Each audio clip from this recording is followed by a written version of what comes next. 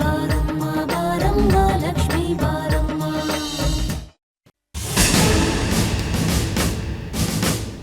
ಚಂದನ್, ನೀನು ಏನು ಹೇಳ್ತಿದ್ಯಾ ನನಗೊಂದು ಅರ್ಥ ಆಗ್ತಿಲ್ಲ. ನನ್ನ ತಲೆನೂ ಸರಿಯಾಗಿ ಕೆಲಸ ಮಾಡ್ತಿಲ್ಲ. ನೀನು ಹೇಳೋದು ಒಂದು ನನ್ನ ತಲೆಗೆ ಹೋಗ್ತಿಲ್ಲ. ನನ್ನ ಅಸಹಾಯಕತೆನ, ನನ್ನ ಪರಿಸ್ಥಿತಿನ ಈ ಮನೇಲಿ ಯಾರೂ ಅರ್ಥ ಮಾಡ್ಕೊತಿಲ್ಲ. ನಾನು ಏನೇ ಮಾಡಿದ್ರು ಅದು ತಪ್ಪಾಗಿ ಕಾಣಿಸ್ತಿರಬಹುದು. ಆದರೆ ಚಂದು, ಅದರಿಂದ ಒಂದು ಒಳ್ಳೆ ಉದ್ದೇಶ ಇದೆ. ರಾಮು,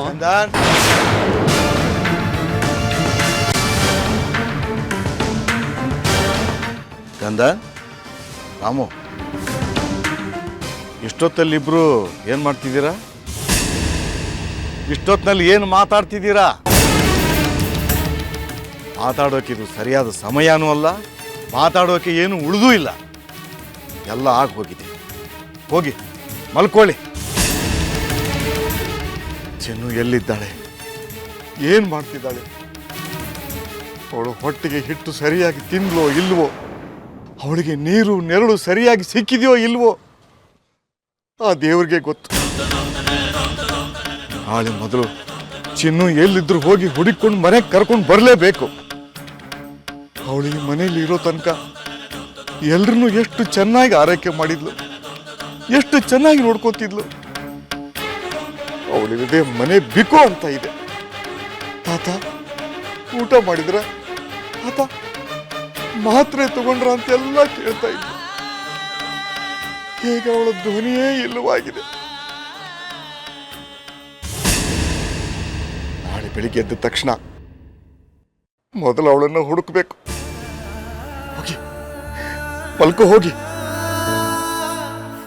ಸರಿ ತಾತ, ಗುಡ್ ನೈಟ್.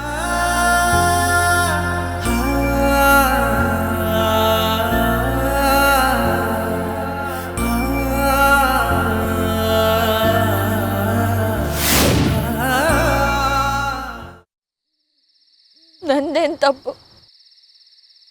ನಾನೇನು ತಪ್ಪು ಮಾಡಿದೆ? ನನಗೆ ಯಾಕೆ ಈ ಶಿಕ್ಷೆ? ನನ್ನನ್ನು ಹುಟ್ಟಿಸು ಅಂತ ನಾನು ಯಾವ ದೇವ್ರನ್ನೂ ಕೈ ಮುಗಿದು ಕೇಳ್ಕೊಳ್ಳಿಲ್ಲ. ಕೇಳ್ಕೊಂಡವ್ರು ನನ್ನನ್ನು ಬಿಟ್ಟು ಕೈಲಾಸಕ್ಕೆ ಹೊಂಟೋದ್ರು. ನಾನು ಹುಟ್ಟಿದ ಕ್ಷಣದಿಂದ, ನನ್ನ ಕಣ್ಬಿಟ್ಟ ಕ್ಷಣದಿಂದ ನನ್ನ ತಾಯಿ ಎದೆ ಹಾಲು ಕುಡಿಲಿಲ್ಲ. ನನ್ನ ತಾತಮ್ಮನ ಎದೆ ವಾಸನೆ, ಅವಳು ಎಲೆ ಅಡಿಕೆ ಮಾತುಗಳು, ಇಷ್ಟು ಬಿಟ್ರೆ ನಂಗೆ ಬೇರೆ ಇನ್ನೇನು ಗೊತ್ತು? ತಾತಮ್ಮ, ನೀನು ಹೇಳ್ದೆ ಹುಟ್ಟು ದೊಡ್ಡದು ಕಣೆ, ಜೀವ ದೊಡ್ಡದು. ಹೇಗೋ ಹೊಡೆದಾಡಿ ಬಡ್ದಾಡಿ ಆ ದೇವ್ರು ಕೊಟ್ಟು ಜೀವ ಉಳಿಸ್ಕೋಬೇಕು ಅಂತ. ಆದ್ರೆ ನೀನು ಹೇಳ್ದೆ ಸುಲಭ ಅಲ್ಲ ತಾತಮ್ಮ, ನೀನು ಹೇಳ್ದೆ ಸುಲಭ ಅಲ್ಲ.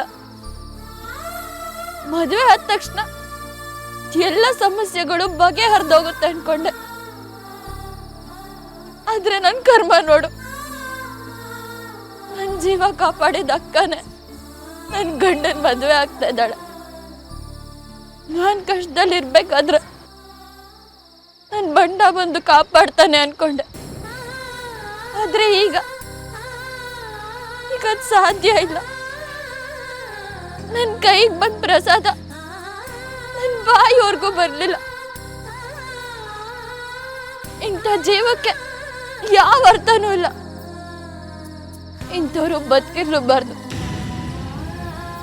ನಾನು ಹೊರಟೋಗ್ತೀನಿ, ದೂರ ಹೊರಟೋಗ್ತೀನಿ, ಎಲ್ಲರಿಂದ ಬಹಳ ದೂರ ಹೊರಟೋಗ್ತೀನಿ. ಒಬ್ಬ ಮನುಷ್ಯರಿಂದ 10 ಜನರಿಗೆ ಕಷ್ಟ ಆಗುತ್ತೆ ಅನ್ನೋದಾದ್ರೆ ಅಂಥವ್ರು ಬದುಕಿರ್ಬಾರ್ದು. ಅಂಥವ್ರಿಗೆ ಸಾವೇ ಉತ್ತರ. ನಾನು ಸತ್ತೋಗ್ತೀನಿ ತಾತಮ್ಮ. ನಾನು ನಿನ್ನ ಹತ್ರನೇ ಬಂದ್ಬಿಡ್ತೀನಿ ತಾತಮ್ಮ, ನಾನು ನಿನ್ನ ಹತ್ರನೇ ಬಂದ್ಬಿಡ್ತೀನಿ. ಲಚ್ಚಿ, ನಾನು ಯಾವತ್ತೋ ನಿನ್ನನ್ನು ಅರ್ಧ ದಾರಿಯಲ್ಲೇ ಕೈ ಬಿಟ್ಟು ಹೋಗಿದ್ದೀನಿ. ನೀನು ಯಾವಾಗ ಸಿಕ್ತಾಗ್ಲೂ ನಿನ್ನ ಕೈ ಹಿಡಿಬೇಕು ಅಂದ್ಕೊಂಡಾಗೆಲ್ಲ ನಿನ್ನ ಕೈ ಕೊಡದೆ ಓಡೋಗಿದ್ಯಾ. ನನ್ನ ದೇವ್ರು ಯಾವತ್ತೂ ನನ್ನ ಕೈ ಬಿಟ್ಟಿಲ್ಲ. ನಿಮ್ಮ ಕೈನಾಗ ನಾನು ತಾಳಿ ಕಟ್ಟಿಸ್ಕೊಂಡಿದ ತಕ್ಷಣನೇ ನೀವು ನನ್ನ ದೇವ್ರಾಗ್ಬಿಟ್ರಿ. ಅವತ್ತು ದೇವ್ರಂಗೆ ಬಂದು ಕಾಪಾಡಿದ್ರಿ, ಇವತ್ತು ದೇವ್ರಂಗೆ ಬಂದು ಕಾಪಾಡಿದ್ರಿ. ನಾನು ಯಾವತ್ತೇ ಕಷ್ಟದಲ್ಲಿದ್ರು ನೀವು ಬಂದು ಕಾಪಾಡ್ತೀನೋ ಅನ್ನೋ ನಂಬಿಕೆ ನನಗದೆ. ನನ್ನನ್ನು ಕ್ಷಮಿಸು ಲಚ್ಚಿ. ನಾನು ನಿನ್ನ ಅಣ್ಣಂಗೆ ಕೊಟ್ಟ ಮಾತಾಗಲಿ ನಿನ್ನ ತಾತಮ್ಮಂಗೆ ಕೊಟ್ಟ ಮಾತಾಗಲಿ ಉಳಿಸ್ಕೊಳಕ್ಕಾಗಲೇ ಇಲ್ಲ. ನಿನಗೇನಾದರೂ ಹೆಚ್ಚು ಕಮ್ಮಿ ಆದರೆ ಈ ಜನ್ಮದಲ್ಲಿ ನನ್ನನ್ನು ಯಾರೂ ಕ್ಷಮಿಸೋಕೆ ಸಾಧ್ಯನೇ ಇಲ್ಲ. ಈಗ ನಾನೇನು ಮಾಡಬೇಕು? ನಿನ್ನನ್ನು ಎಲ್ಲಿ ಅಂತ ಹುಡುಕ್ಬೇಕು? ನನಗಂತೂ ಒಂದು ಅರ್ಥ ಆಗ್ತಿಲ್ಲ. ಇನ್ನು ಒಳ್ಳೇದಕ್ಕೋಸ್ಕರ ಏನೋ ಮಾಡ್ತೀನಿ ಅಂದ್ಕೊಂಡೆ, ಆದರೆ ನಾನು ಮಾಡೋದ್ರಿಂದ ನಿನಗೆ ಏನೂ ಒಳ್ಳೇದಾಗ್ತಾ ಇಲ್ಲ.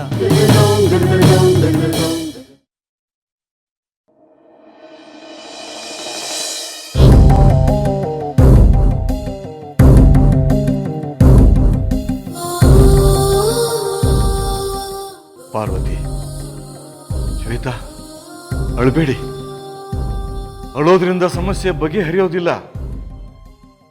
ನಾನು ರಾಮು ಪೊಲೀಸ್ ಸ್ಟೇಷನ್ಗೆ ಹೋಗಿ ಕಂಪ್ಲೇಂಟ್ ಕೊಟ್ಟು ಬರ್ತೀವಿ. ಆದರೆ ಸಮಸ್ಯೆ ಏನಪ್ಪಾ ಅಂದರೆ ನಮ್ಮ ಹತ್ರ ಚಿನ್ನದು ಒಂದೇ ಒಂದು ಫೋಟೋ ಕೂಡ ಇಲ್ಲ. ಚಿನ್ನು ಫೋಟೋ ಒಂದು ಇದ್ದಿದ್ರೆ ಎಲ್ಲ ತುಂಬ ಸರಾಗ ಆಗ್ತಿತ್ತು. ಅಪ್ಪ, ನಂಗೊಂದು ಐಡಿಯಾ ಹೊಳಿತಾ ಇದೆ. ಗೊಂಬೆ ಹತ್ರ ಚಿನ್ನು ಫೋಟೋ ಇದ್ರೂ ಇರಬಹುದು. ಕೇಳಲಾ? ಬೇಡ ಶ್ವೇತಾ, ಶ್ರುತಿಗೆ ಈ ವಿಷಯ ಗೊತ್ತಾದರೆ ದೊಡ್ಡ ರಾಧ ಅಂತಾನೆ ಆಗ್ಬಿಡುತ್ತೆ.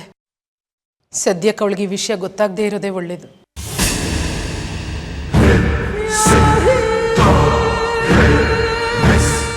ಏ ರಾಮು, ಇಷ್ಟು ಹೊತ್ತಾದರೂ ಯಾಕೋ ಇನ್ನೂ ನನಗೆ ಕಾಫಿ ಕೊಟ್ಟಿಲ್ಲ? ನಾನೇ ಇಲ್ಲಿಗೆ ಬಂದು ನಿನ್ನ ಕಾಫಿ ಕೇಳಬೇಕಾ? ಬೆಳಗ್ಗೆ ಆದರೆ ಕಾಫಿ ಕೊಡಬೇಕು ಅನ್ನೋ ಕಾಮನ್ ಸೆನ್ಸ್ ಇಲ್ಲ ನಿನಗೆ? ಒಂದು ನಿಮಿಷ, ರೆಡಿ ಇದೆ, ತಂದು ಕೊಡ್ತೀನಿ. ಏನು ಬೆಳಗ್ಗೆನೆ ಏನೋ ಚರ್ಚೆ ಶುರು ಆಗಿದೆ? ಮತ್ತೆ ಕಾಫಿ.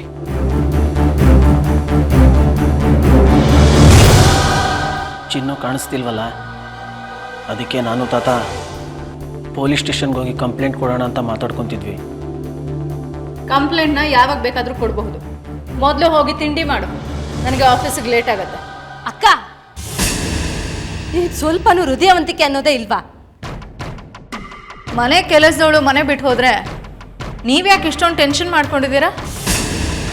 ಪೊಲೀಸ್ ಕಂಪ್ಲೇಂಟ್ ಕೊಡೋದು ಅನ್ನೆಸೆಸರಿ, ಸುಮ್ಮನೆ ಟೈಮ್ ವೇಸ್ಟ್. ಏ ರಾಮು, ಮೊದಲು ಹೋಗಿ ತಿಂಡಿ ಮಾಡು, ಟೈಮ್ ವೇಸ್ಟ್ ಮಾಡಬೇಡ. ಕುಮುದ, ಸ್ವಲ್ಪ ವಿನಯ ವಿವೇಕದಿಂದ ಮಾತಾಡೋದನ್ನು ಕಲಿ. ತಾತ, ಯಾರು ಎಲ್ಲಿಗೂ ಹೋಗೋದು ಬೇಡ. ನಾನು ರಾಮು ಪೊಲೀಸ್ ಸ್ಟೇಷನ್ಗೆ ಹೋಗಿ ಬರ್ತೀನಿ. ಕುಮ್ದತ್ತೆ, ಆಫೀಸಲ್ಲಿ ನಿಮಗೆ ತುಂಬ ಕೆಲಸ ಇದೆ. ದಯವಿಟ್ಟು ಆನ್ ದಿ ವೇ ತಿಂಡಿ ತಿನ್ಕೊಂಡು ಹೋಗಿ. ರಾಮು, ಕೆಳಗೆ ಕಾಯ್ತಾ ಇರ್ತೀನಿ, ಬಾ ನೀನು.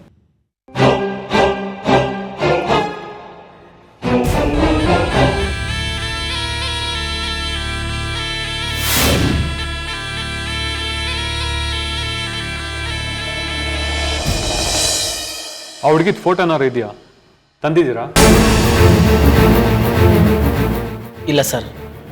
ಅಲ್ಲ ರೀ, ಮನೆ ಕೆಲಸಕ್ಕಿದ್ಲು ಅಂತೀರಾ, ಫೋಟೋ ಇರಲ್ವಾ?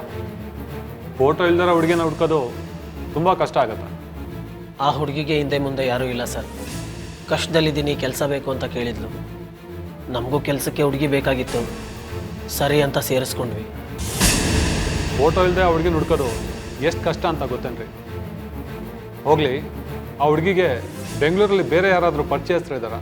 ಇಲ್ಲ ಸರ್, ನನಗೆ ತಿಳಿದ ಹಾಗೆ ಆ ಹುಡುಗಿಗೆ ಬೆಂಗಳೂರಲ್ಲಿ ಯಾರೂ ಪರಿಚಯಸ್ಥರಿಲ್ಲ. ಹೇಗಾದರೂ ಮಾಡಿ ನೀವೇ ಸಹಾಯ ಮಾಡಬೇಕು. ಆ ಹುಡುಗಿ ಯಾರು, ಯಾವ ಊರು, ನಿಮ್ಮನೆಗೆ ಹೇಗೆ ಬಂದ್ಲು? ಆ ಹುಡುಗಿ ಹೆಸರು ಚಿನ್ನು ಅಂತೀರಾ? ಚಿನ್ನು ಅನ್ನೋದೇ ಆ ಹುಡುಗಿ ನಿಜವಾದ ಹೆಸರಾ? ಚಿನ್ನು ಅನ್ನೋದು ಅವಳ ನಿಜವಾದ ಹೆಸರಲ್ಲ ಇನ್ಸ್ಪೆಕ್ಟ್ರೆ. ಅವಳ ನಿಜವಾದ ಹೆಸರು ಲಕ್ಷ್ಮಿ ಅಂತ.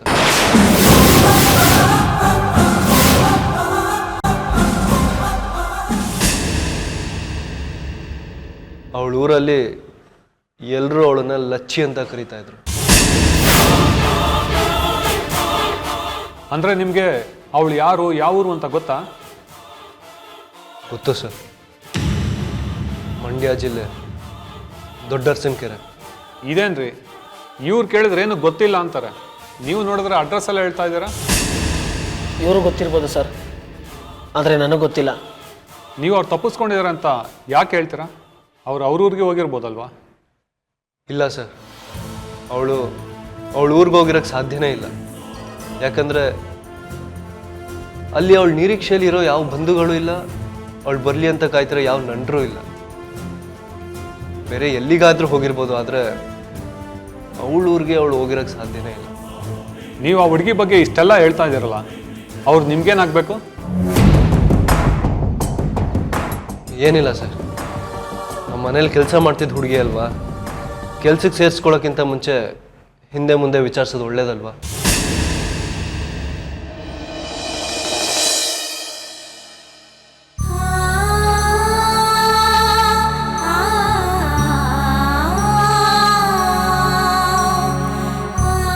ಆ ಮಗು ಈ ಮನೆ ಆಧಾರ ಸ್ತಂಭದ ಹಾಗಿದ್ಲು. ಎಲ್ಲರ ಬೇಕು ಬೇಡ ಎಲ್ಲ ಗಮನಿಸ್ಕೋತಾ ಇದ್ಲು. ಯಾರಿಗೂ ಯಾವತ್ತೂ ಕೆಟ್ಟದ್ದು ಬಯಸ್ದೋಳಲ್ಲ ಅವಳು. ಈ ಮನೆಗೆ ಅವಳು ಮಾಡಿರೋ ಉಪಕಾರನ ಯಾರ ಕೈಲೂ ತೀರ್ಸಕ್ಕಾಗೋದಿಲ್ಲ. ಅವಳು ಎಲ್ಲಾದ್ರೂ ಇರಲಿ, ಚೆನ್ನಾಗಿರೋ ಹಾಗೆ ನೋಡ್ಕೊ.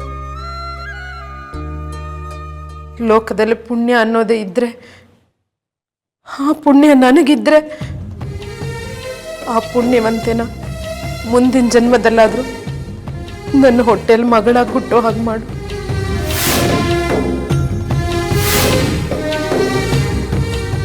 ಜಗಳ ಆಗಲಿಲ್ಲ, ಬೈಲಿಲ್ಲ, ಹೊಡಿಲಿಲ್ಲ ಅಂತ ಹೇಳ್ತಾ ಇದ್ದೀರಾ. ಎಲ್ಲ ಚೆನ್ನಾಗಿದ್ಮೇಲೆ ಯಾವ ಹುಡುಗಿ ತಾನೇ ಮನೆ ಬಿಟ್ಟು ಹೋಗ್ತಾಳೆ? ಅದೇ ಸರ್, ನಮ್ಗೆ ಯಾರಿಗೂ ಅರ್ಥ ಆಗ್ತಿಲ್ಲ. ಹೇಳ್ದೆ ಕೇಳದೆ ಮನೆ ಬಿಟ್ಟು ಹೋಗ್ಬೇಕು ಅಂದರೆ ಏನಾದರೂ ಒಂದು ಕಾರಣ ಇರಬೇಕಲ್ವಾ? ಹೋಗಲಿ, ಫೋಟೋನಾದರೂ ಇದೆಯಾ ಅಂದರೆ ಅದೂ ಇಲ್ಲ ಅಂತೀರಾ. ಸರಿ, ಹುಡ್ಕೋ ವ್ಯವಸ್ಥೆ ಮಾಡ್ತೀನಿ. ದಯವಿಟ್ಟು ಹೇಗಾದರೂ ಮಾಡಿ ನಮ್ಮ ಹುಡುಗಿ ನೋಡ್ಕೊಡಿ ಸರ್. ನಿಮ್ಮ ಉಪಕಾರನೇ ಈ ಜನ್ಮದಲ್ಲಿ ಮರೆಯಲ್ಲ.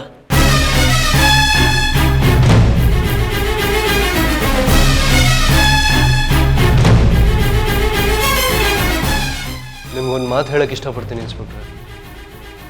ಮನೆ ಬಿಟ್ಟು ಹೋಗಿರೋ ಹುಡುಗಿನ ನಮ್ಮನೆ ಕೆಲಸದವಳು ಅಂತ ಅನ್ಕೋಬೇಡಿ, ನಮ್ಮನೆ ಸೊಸೆ ಅಂತಲೇ ಅನ್ಕೊಳ್ಳಿ. ಯಾಕಂದರೆ ನಮ್ಮ ಮನೇಲಿ ಯಾರೂ ಅವಳನ್ನ ಕೆಲಸದವಳ ಥರ ಟ್ರೀಟ್ ಮಾಡಿಲ್ಲ. ಇದೆಲ್ಲ ಹೇಗಾಯಿತು, ಯಾಕಾಯಿತು, ನನಗಂತೂ ಒಂದೂ ಅರ್ಥ ಆಗ್ತಿಲ್ಲ. ನಾವೆಲ್ಲರೂ ಮದುವೆ ಸಂಭ್ರಮದಲ್ಲಿದ್ವಿ, ಬರೋಷ್ಟರಲ್ಲಿ ಆ ಹುಡುಗಿ ಮನೆ ಬಿಟ್ಟು ಹೋಗಿದ್ದಾಳೆ. ದಯವಿಟ್ಟು ಹೇಗಾದರೂ ಮಾಡಿ ಹುಡ್ಕೊಡಿ ಅವಳನ್ನ.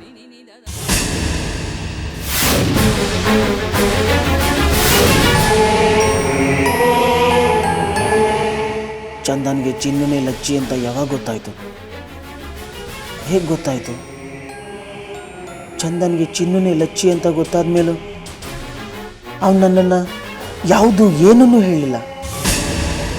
ಲಚ್ಚಿನ ಮದುವೆ ಆದ ವಿಷಯ ಹೇಳಿದ ಗೆಳೆಯ ಲಚ್ಚಿ ಅವನ ಮನೆಯಲ್ಲೇ ಇದ್ದರು, ಅವನ ಕಣ್ಣೆದುರಿಗೆ ಇದ್ದರು. ಇವಳೇ ಲಚ್ಚಿ, ಇವಳನ್ನೇ ನಾನು ಮದುವೆ ಆಗಿದ್ದು ಅಂತ ಯಾಕೆ ಹೇಳಲಿಲ್ಲ? ಚಂದನ್ಗೆ ಎಲ್ಲ ನಿಜ ಗೊತ್ತಿದ್ರು, ಅವನು ನನ್ನನ್ನು ಯಾಕೆ ಒಂದು ಪ್ರಶ್ನೆನೂ ಕೇಳಲಿಲ್ಲ? ನಾನು ಇಷ್ಟು ದಿನ ಆಡ್ತಿದ್ದ ನಾಟಕ ಅವನಿಗೇನಾದರೂ ಗೊತ್ತಾಗೋಯ್ತಾ? ಇನ್ನು ಕೆಲವರು ಇದ್ದಾರೆ, ಅವ್ರು ಆಡೋದೇ ಒಂದು, ಮಾಡೋದೇ ಒಂದು. ನಮ್ಮ ಸುತ್ತಮುತ್ತನೇ ಇರ್ತಾನೆ ರಾಮು, ಆದರೆ ನಮಗೆ ದ್ರೋಹ ಮಾಡ್ತಾರೆ. ನಮ್ಮದವರೇ ನಮಗೆ ದ್ರೋಹ ಮಾಡಿದ್ರೆ, ಸ್ನೇಹಿತ ಅಂದ್ಕೊಂಡವರೇ ನಮ್ಮ ಹತ್ರ ಮುಚ್ಚಿಟ್ರೆ ನಮ್ಗೆ ಎಷ್ಟು ಹಿಂಸೆ ಆಗುತ್ತಲ್ವ ರಾಮು?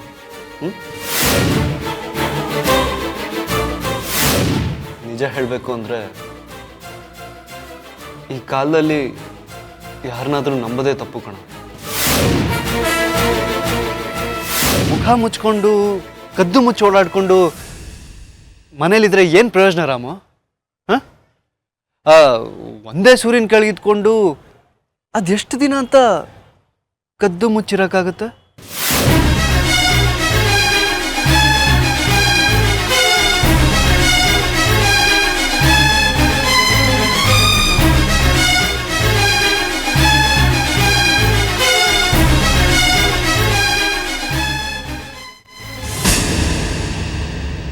ನೀನೇನು ಮುಚ್ಚಿಡಕ್ಕಾಗಲ್ಲ ಕಣೋ. ಸೂರ್ಯನ ಮುಂದೆ ಮೋಡ ಎಷ್ಟೊತ್ತು ಅಂತ ಇರಕ್ಕೆ ಸಾಧ್ಯ? ಹಾಂ, ಸತ್ಯ ಅನ್ನೋ ಗಾಳಿ ಸುಳ್ಳು ಅನ್ನೋ ಮೋಡನ ತೂರ್ಕೊಂಡು ಹೋಗೇ ಹೋಗುತ್ತೆ.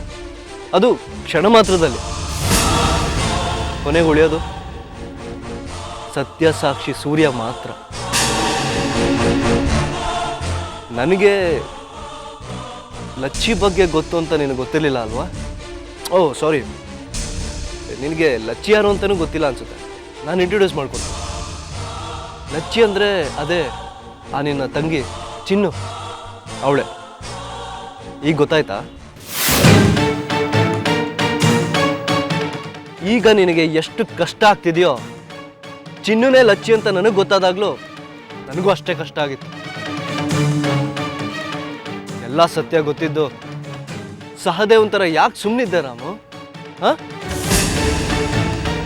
ನನ್ನ ಸ್ನೇಹಿತನಾಗಿ ನನಗೆ ದ್ರೋಹ ಮಾಡ್ದ.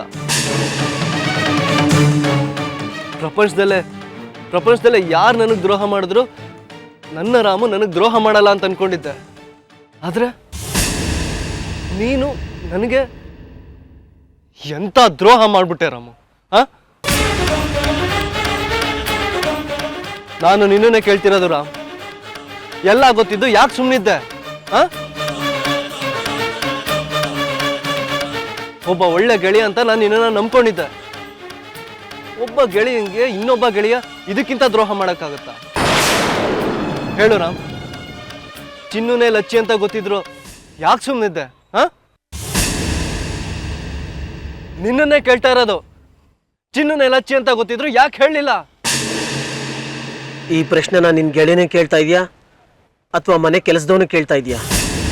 ಇನ್ನೊಂದ್ಸರಿ ಈ ರೀತಿ ಮಾತಾಡಿದ್ರೆ, ಈ ರೀತಿ ಪ್ರಶ್ನೆ ಕೇಳಿದ್ರೆ ಜಾಸ್ತಿ ಎದೆ ಒದ್ಬಿಡ್ತೀನಿ, ಇಡಿಯಟ್. ನೀನು ಸ್ನೇಹಿತನ ಕಾರಣಕ್ಕೆ ಕೇಳ್ತಿರೋದ್ ಕಣ. ಹೇಳ, ಯಾಕೋ ಹೇಳಲಿಲ್ಲ? ಹೇಳಿದ್ರೆ ಏನೋ ಮಾಡ್ತಾ ಇದ್ದೆ? ಶ್ರುತಿ ಅಕ್ಕನ ಬಿಟ್ಬಿಟ್ಟು ಚಿನ್ನುನ ಇವಳೆ ನನ್ನ ಹೆಂಡತಿ ಅಂತ ಎಲ್ಲರ ಮುಂದೆ ಒಪ್ಕೊಂಡ್ಬಿಡ್ತಿದ್ದ? ಇಷ್ಟು ದಿನ ನಾನು ಚಿನ್ನು ಅನುಭವಿಸಿದ ನೋವು ಸಂಕಟ ನಿನ್ಗೆ ಅರ್ಥ ಆಗುತ್ತಾ? ಲಚ್ಚಿ ಈ ಮನೇಲೇ ಇದ್ದಾಳೆ ಅಂತ ನಿನಗೇನಾದ್ರೂ ಗೊತ್ತಾಗಿದೆ ಅಂತ ಅವಳು ಗೊತ್ತಾಗಿದ್ದಿದ್ರೆ ಅವಳು ನಿನ್ನ ಮನೇಲಿ ಒಂದು ನಿಮಿಷನೂ ಇರ್ತಿರ್ಲಿಲ್ಲ ಚಂದನ್.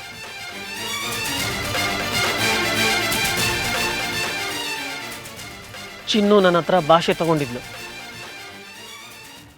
ಯಾವುದೇ ಕಾರಣಕ್ಕೂ ನಾನು ಈ ಮನೇಲಿರೋ ವಿಷಯ ಅವ್ರಿಗೆ ಗೊತ್ತಾಗಬಾರ್ದು ಅಂತ.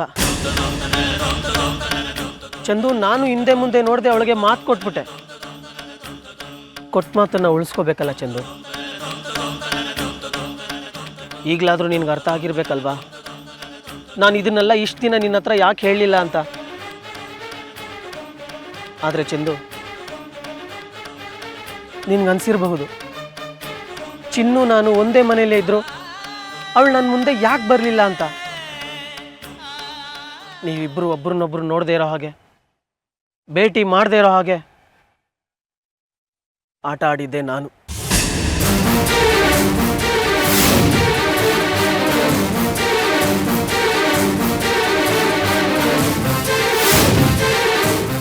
ಅದು ಸರಿ ಚಂದು, ಚಿನ್ನುನೇ ಲಚ್ಚಿ ಅಂತ ನಿನ್ಗೆ ಯಾವಾಗ ಗೊತ್ತಾಯ್ತು? ಹೇಗೆ ಗೊತ್ತಾಯ್ತು? 2-3 ದಿನದ ಹಿಂದೆ. ಅವಳೇ ಚಿನ್ನು ಅಂತ ಗೊತ್ತಾದ್ಮೇಲೆ ನೀನು ನನಗೆ ಹೇಳ್ಬಿಟ್ಟಿದ್ದಿದ್ರೆ ಇದು ಯಾವ ಸಮಸ್ಯೆನೂ ಇರ್ತಿರ್ಲಿಲ್ಲ ರಾಮ್. ನಾನು ಸಿದ್ದು ಮದುವೆ ಮುಗಿಲಿ, ಯಾವ ಗೊಂದಲಗಳು ಇಲ್ಲದೆ ಇರಬೇಕಾದ್ರೆ ಕೂತ್ ಮಾತಾಡೋಣ ಅಂದ್ಕೊಂಡಿದ್ದೆ. ಆ ಸಿದ್ದು ಅವನು ಬೇರೆ ಅವಳನ್ನು ಪ್ರೀತಿಸ್ತಾ ಇದ್ದ. ಈ ಮದುವೆ ಮಧ್ಯೆ ಯಾವ ರಗಳೇನು ಬೇಡ ಅಂತ ನಾನೇ ಸುಮ್ಮನೆ ಇದ್ದೆ. ಅದೇ ನಾನು ಮಾಡಿದ ದೊಡ್ಡ ಅಪರಾಧ ಅನ್ಸುತ್ತೆ. ಅದೇನೇ ಆದರೂ ಅದರಲ್ಲಿ ನಂದು ದೊಡ್ಡ ತಪ್ಪಿದೆ. ದಯವಿಟ್ಟು ನನಗೆ ಕ್ಷಮಿಸ್ಬಿಡು. ನಿನಗೆ ಗೊತ್ತಿತ್ತು ರಾಮ್, ನಿನಗೆಲ್ಲಾನು ಗೊತ್ತಿತ್ತು. ಈಗಲಾದರೂ ನಿಜ ಹೇಳು, ಲಚ್ಚಿ ಎಲ್ಲ ಹೋಗಿದ್ದಾಳೆ? ಇಲ್ಲ ಚಂದು, ನಾನು ನಂಬಿರೋ ದೇವ್ರ ಮೇಲಾಣೆ, ನಿನ್ನ ಸ್ನೇಹದ ಮೇಲಾಣೆ. ಚಿನ್ನು ಎಲ್ಲೋಗಿದ್ದಾಳೆ ಅಂತ ನನಗೆ ಗೊತ್ತಿಲ್ಲಪ್ಪ.